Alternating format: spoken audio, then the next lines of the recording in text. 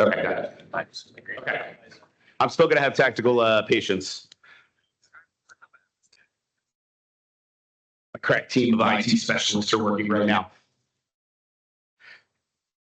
Oh, much better. You hear me now? Woo! You can tell I lost my voice a little bit. All right, you guys hear me fine here? I hate to be like this. So let's do it right this time. Hi, ladies and gentlemen. My name is Chris McGordy. I work at the U.S. Army Combat Capabilities Development Command down here in the Soldier Center of the Simulation and Training Technology Center specifically. Alphabet soup, what did I do wrong? Nothing. I don't know. When mom comes in, I know I did something wrong. Okay, Casey, if you don't know Casey Kirby, awesome. Saves my butt. This whole team has saved my butt so many times. So here's the situation, and so I won't totally insult your intelligence from the perspective of some of you were here, some of you weren't. A lot of the materials are out there. What I really wanted to do, and what I mentioned earlier from the perspective of this challenge. So I've got many hats. Those of you who have known me for a while, I've worked in distributed simulation, AI applications to modeling and simulation. Heck, Sharif got lucky. I was going to start throwing questions to him about NATO and MIST. I do a lot of international stuff. You know, when we're allowed to actually leave the country, all those great things. However, in more recent time, I have been pulled over as the science and technology advisor to the CTO right there. Marwan Baba's from for now, I guess, CPEST3. We'll figure all that jazz out later. But at the end of the day, one of the exciting things for me from this perspective was, hey, I'm getting to tag up with a guy that actually not only is a mover and shaker trying to get some stuff done, but for those of you who have known me again for a while, you know that I actually came down here from up north not as a training guy.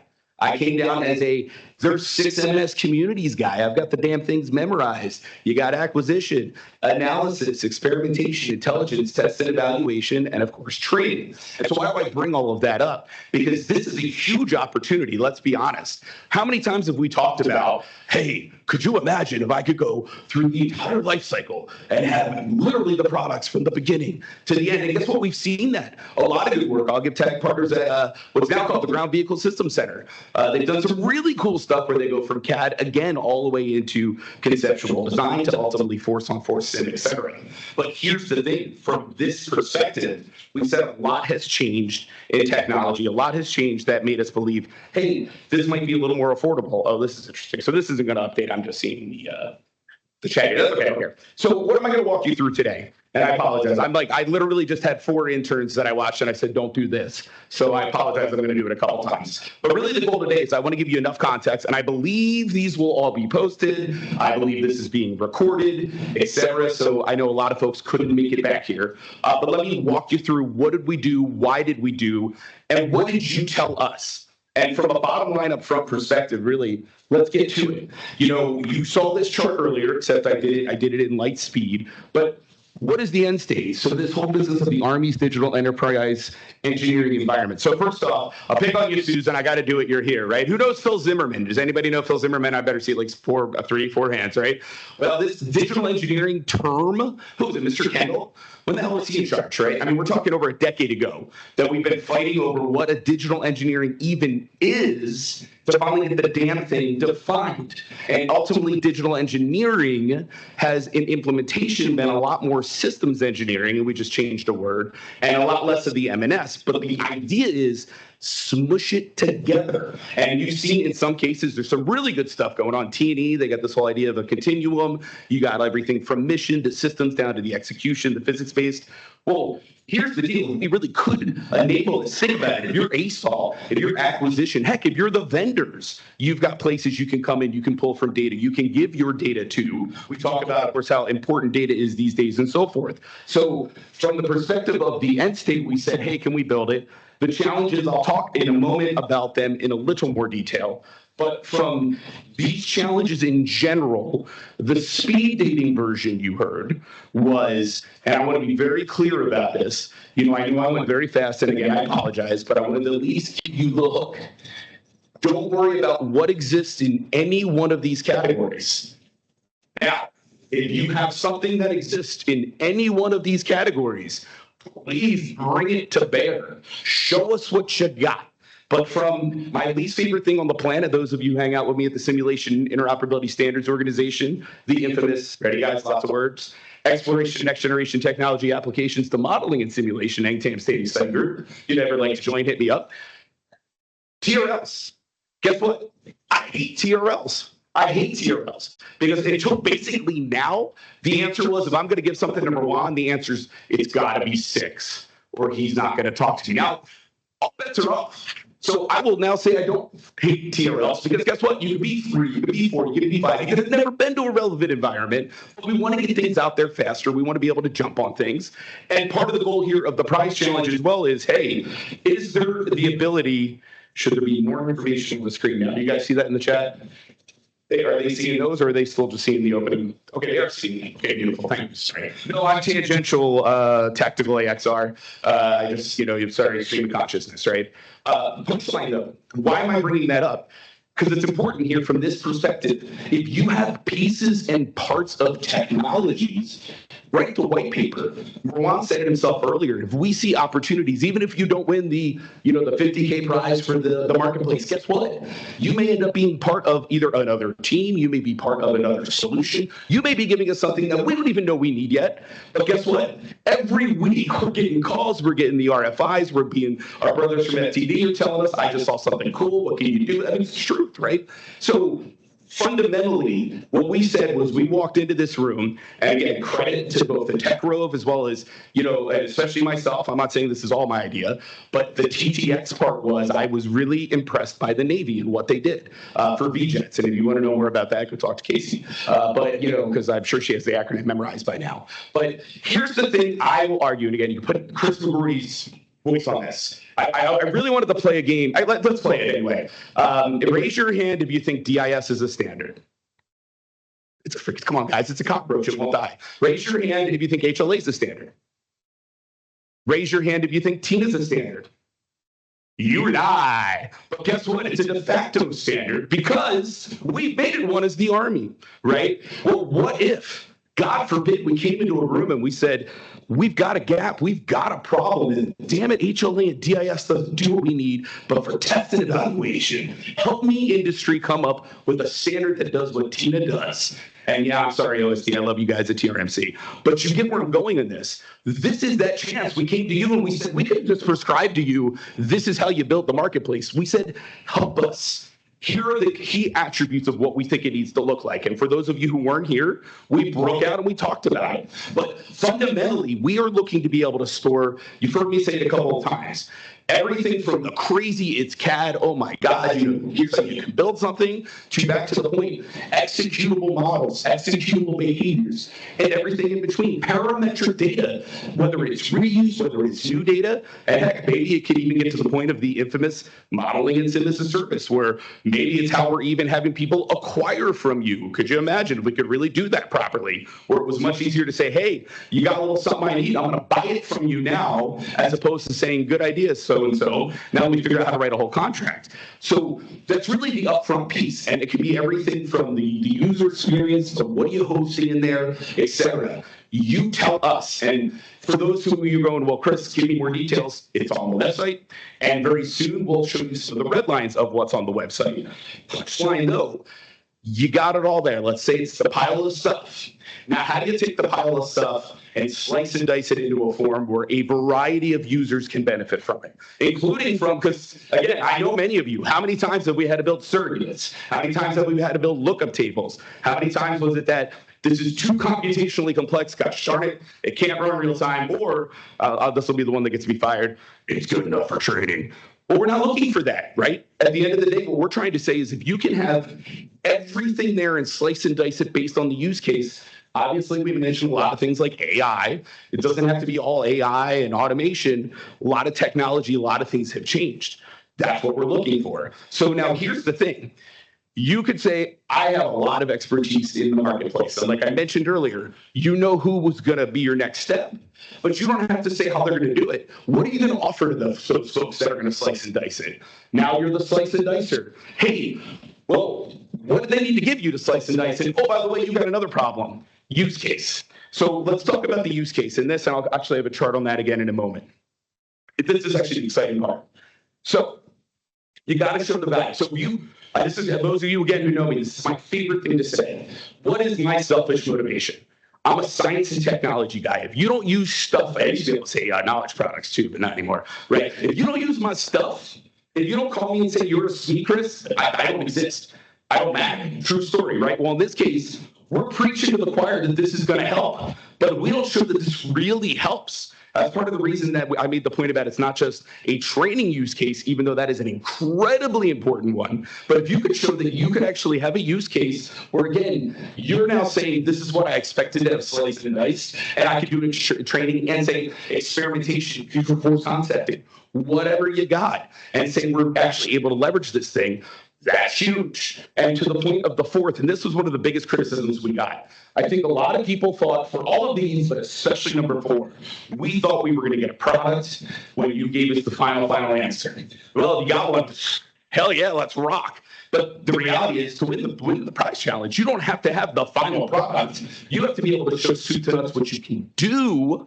And oh, by the way, impress us while you do it. So let me talk a little bit, though, about number 3. And so you see the big circle there.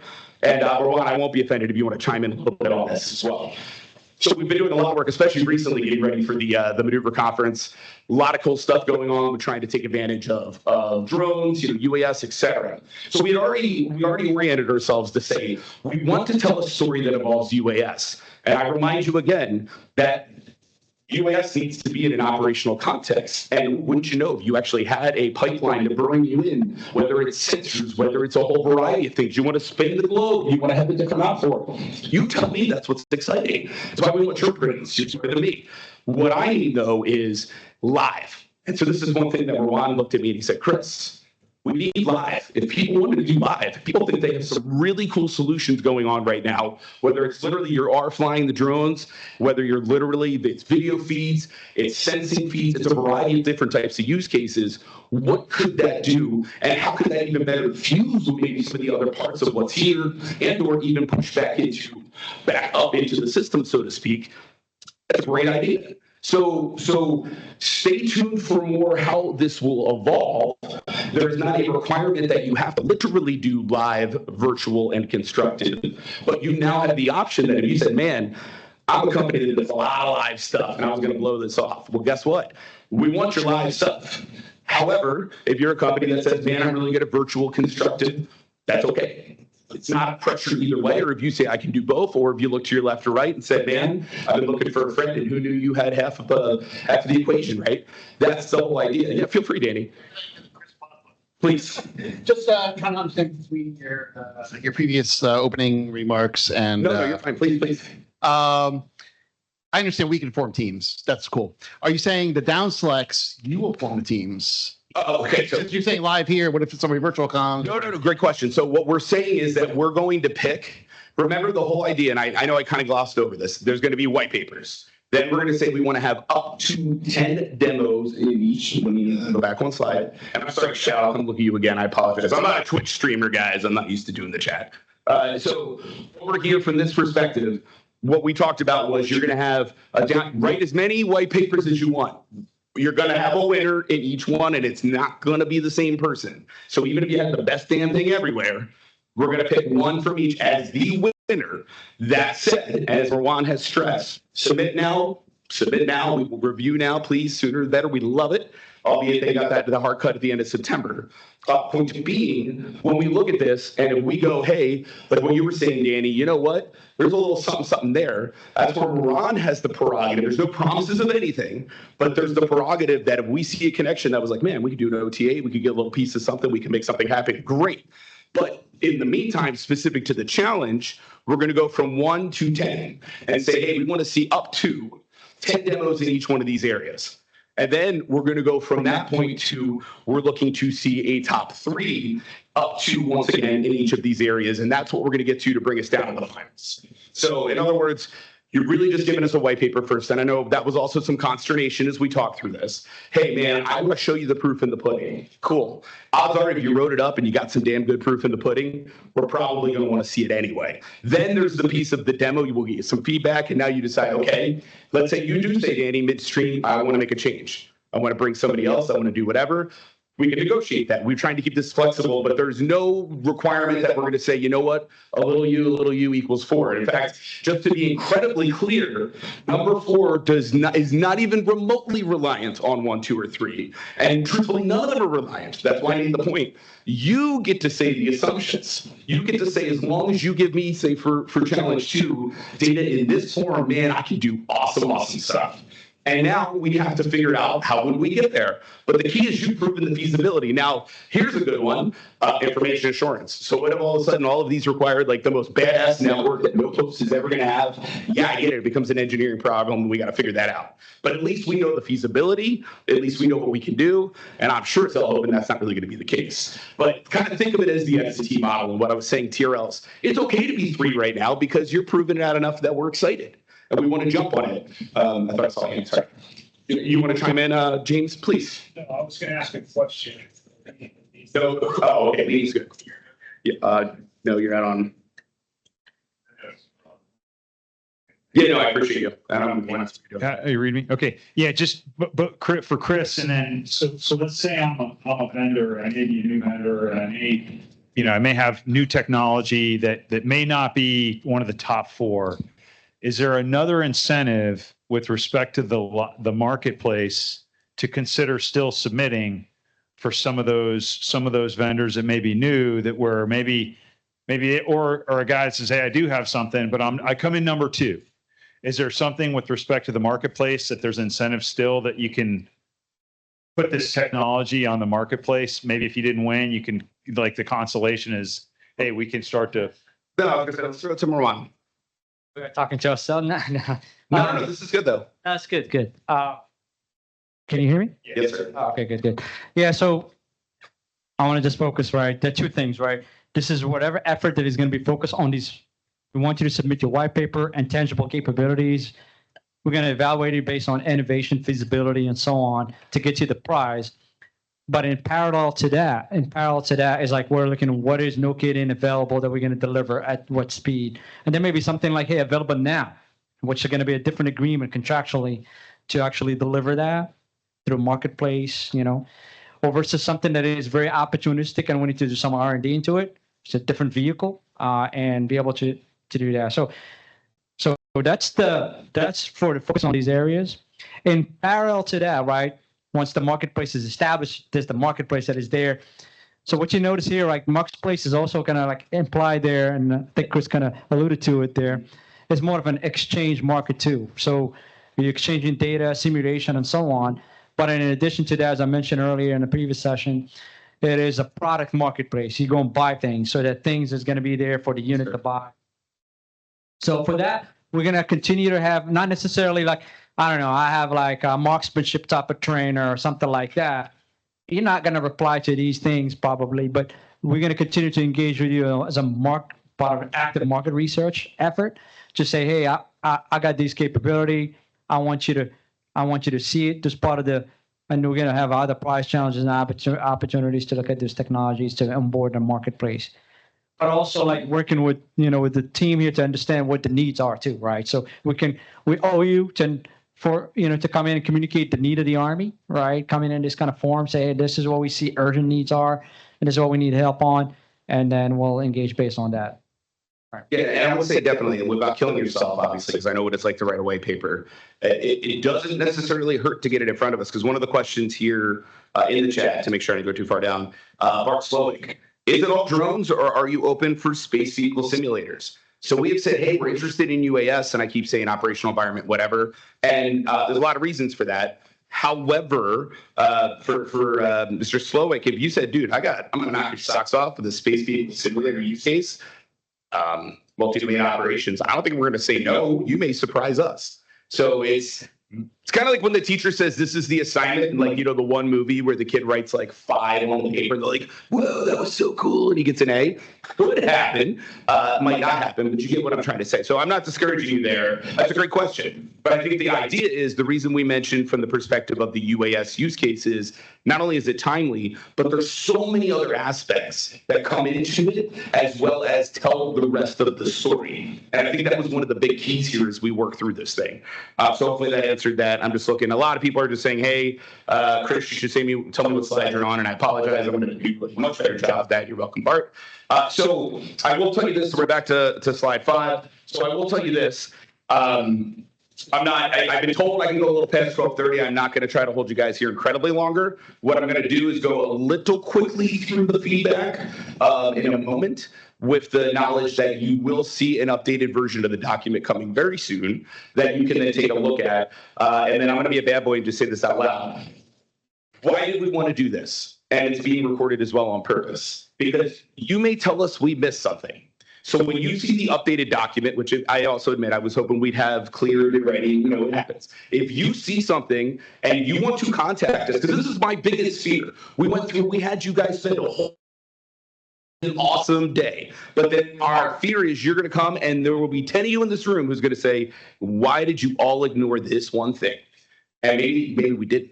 But I want to give you that chance to still do that. Rwan does and so forth. Bottom line, though, just slight changes to the chart you had seen before you see the green text. It's just an attempt to say, hey, there's a live flavor too. Back to reiterate, not prescriptive. You do not have to do live for that challenge area. But if you would like to, we are very interested in that. However, we're still very interested in what you would do with other technologies. Moving on to 6. So from the perspective of the feedback, the bottom line up front, what we took here, and this is what the goal was, where it says right here, hey, we're not trying to build a solution. You're right.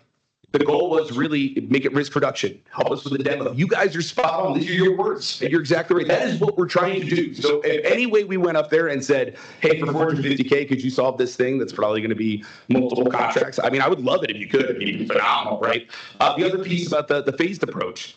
It's a great point, and that is literally why we did this. That's why and I'm not a teenager, but the reason I made the job, I was actually going to pick on something else, but then we probably won't get fired. Where I'm going, though, is if we could actually get a room of smart folks like you who are likely to want to be a part of something and help shape it, we need your shaping. We talk MOSA. The whole idea is let's be real. It's going to be the APIs. It's going to be certain things. And then there's going to be a crap ton of IP. I won't name names. I'm really resisting that one. But you know what I'm talking about. There's a lot of stuff out there that is license heavy that is now ubiquitous. But by gosh, if we at least can have the APIs and we can be smart about things, if we can incentivize. So I'll pick on, I know it's not your life anymore, Susan, but Susan and I know each other from when she was at C5ISR. So if C5ISR has a place to say, hey, here's my sensor models, here's the data, here's things you could leverage, and you may have never known me because now Susan's retired and works for a company. What happens when I leave and I don't know who to call, right? I'm dead serious. I work at the Edgewood Chem Biocenter. My boss is somehow still there. And it's been like 15, 16 years I'm here. We got to institutionalize it. I really mean this from the government side as well as from your side, so you know who to come to, and that is really a lot of the goal. And of course, I had to add the one nice thing. We got the high five. So what I'm going to do, I'm going to very briefly, and this time I'll just give you guys numbers online. So I'm going to set through 7. There's a lot of context on here. I know we took a while. Refining the scope. So for the most part, what the refining the scope literally said, and again, you'll have this, is just make it clear, both don't boil the ocean, what are we trying to do with it? And I'm hoping we're giving you an idea of that both of today, that, hey, as you've heard, there's this digital engineering enterprise. I'm going to end with a plug for something that's going on with an industry day next week. As stated, you guys will have this to look at in more detail. One of the other big things was governance. Man, I can talk governance all day. Sorry to keep picking on you, Susan, but man, we have the greatest briefing ever. And by God, how old is it now? If Susan was queen for a day, that's 20 freaking years old now. God damn. And so we got to go talk to all the seniors in the Army, and we basically, a couple SESs who were like at level 3 wasn't there. We basically said, here's what you should do to do it right. Governance. And it really hasn't existed since Walt Hollis left. And, if you don't know, you don't know.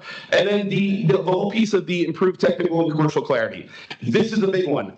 IP. A lot of discussion about IP. I assure you the goal here is not to say, give us your stuff, we're going to run with your stuff. Bye-bye. In fact, to the point I made a moment ago about most of the importance, the APIs, et cetera, we need a smart way to do this. And again, if we're going to be successful, I keep mentioning, or maybe a couple times now, this modeling incidents as a service, air quotes, not to insult it. But for those who know, I've been involved on the NATO group, and many of you actually have too, that I'm recognizing face-wise. The business model is the hardest part.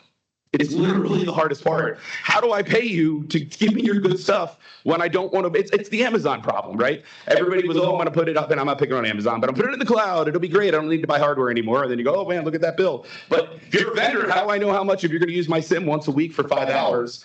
How to actually fund the thing. These are some of the points here. How do we be smart about it? Be the functionality. That was really good stuff. The evaluation and feedback. This was another piece from the perspective of, in general for us. How are we going to let you know that you're doing a good job, you're going the right direction? There was a lot of discussion as well about, hey, you know what? Competitor A has all notional data. Competitor B has been working with the government for 50 years, has all this cool data. We hear you. And we're going to be really careful about, again, if you're innovative, you could be showing me apples and oranges and true fruit and knock my socks off as much as you could actually be saying, here's military data. And I think that speaks for the rest of the team, too. And again, you guys will have this to go through it, but point being, we collected this and we listened to you. And then back to what went well. And I'm really, really proud. And I do dispute one number because I did the math myself. So it's 105 unique attendees. I love you. I think it's not me. But seriously, 71 different organizations. And you see the percentages. It might be a little small and hard to read, but you notice this was a mix. You had small businesses, big businesses, other government. That's awesome. And I'm telling you right now, like, if you're a government dude or dudette listening or in this room, like, steal this template, because this is such a good way to engage. Back to the point, if we had done this for other architectures, other goals we've had, and been able to give industry a chance to have a voice, and I am Mr. CISO, I really am, Simulation Interoperability Standards Organization, it moves like molasses. Part of the reason it moves like molasses is you all aren't motivated to run there to help speed it the hell up. Well, this matched with a group like that actually, you can go to IEEE, they're sending you to CISO. Your powers combined, we could get TINA as a standard 20 years ago. But kidding aside, so timeline. Why do I say maybe adjusted? Only thing we're working out. So there's 2 wrinkles, and I will have the answer to this soon. We're figuring out exactly how it's going to work.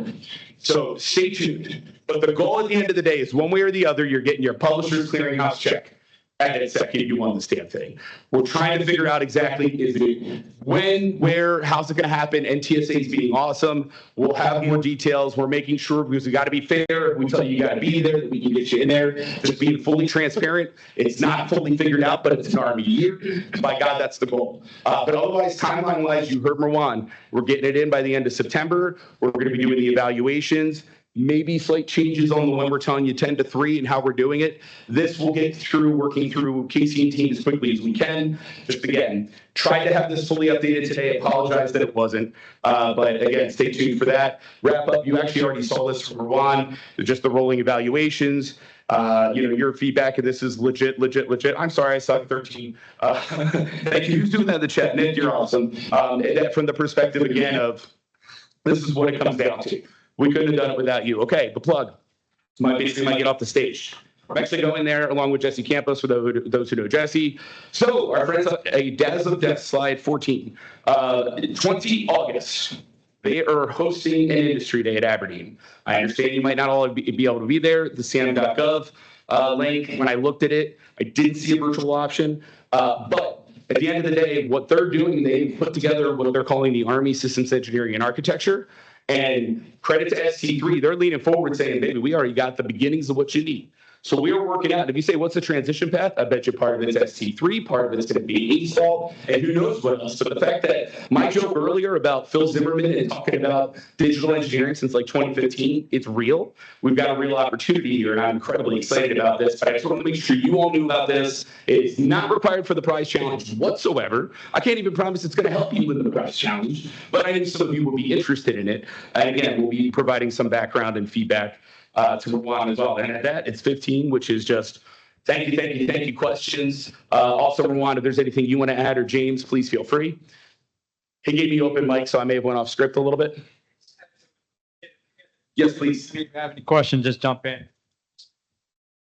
I appreciate it. I think I want to emphasize a couple points here. So we appreciate your feedback. I mean, we had a good engagement with industry. I mean, we got feedback. I want to emphasize here, based on your feedback, we broke that challenge like a little bit. That challenge 3 to even more, right? 3, we're going to call it 3 Alpha, Bravo, whatever. Thing. One is focused on live, and then the other one is synthetic. And the idea here, it's not just a practical thing to do some kind of lab work, but the idea is if you have something, within the live domain. I know maybe some industries and innovators just on a sensor and drone instrumenting capabilities and bringing that data in.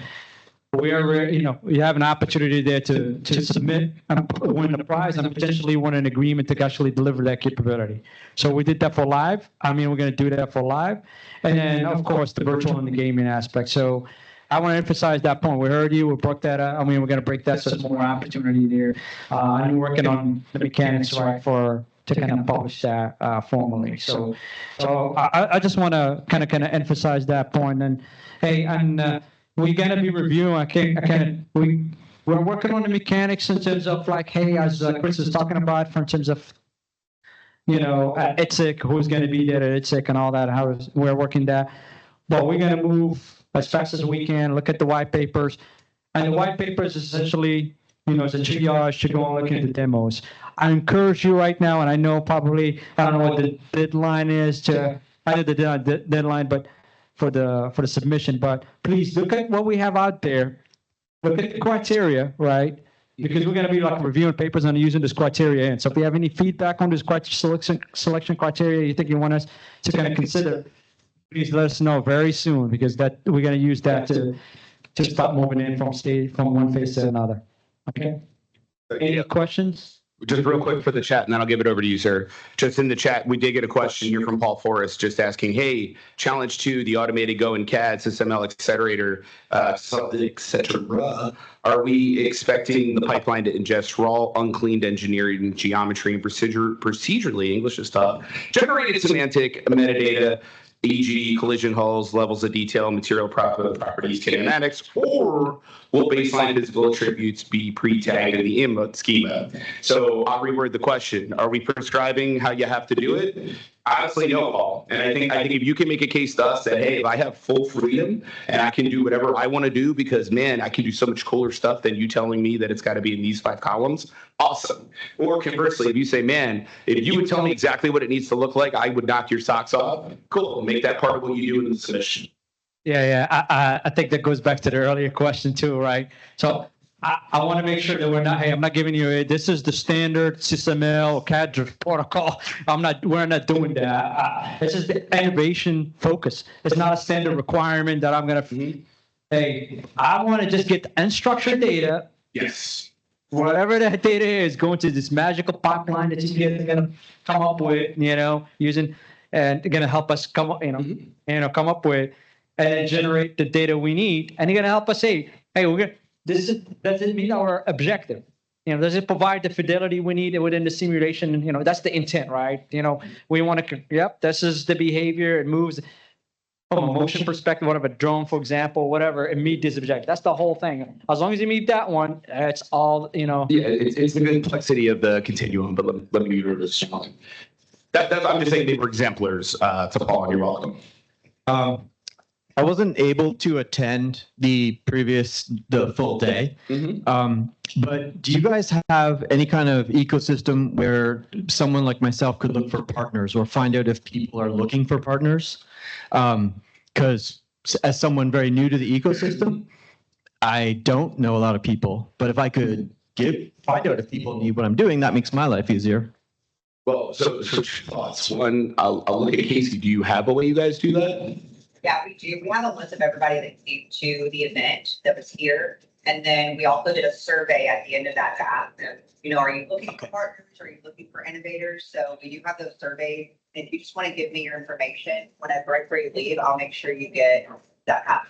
And sorry, you have an elevator pitch. You have 30 to 60 seconds. Get this whole room and say you can you. Okay, do my best. So everyone talks about interoperability. You talk about everything you're talking about, to be honest. I worked in car racing for 25 years, and I have made solutions already that do a lot of all this. I know that sounds very grandiose, but For example, bringing in data sets from 5 different data types, some require APIs, that you can fuse them all together, different channel names, different frequencies, automatically feeding that into a full parametric simulation model of a race car, calculating performance metrics and generating reports.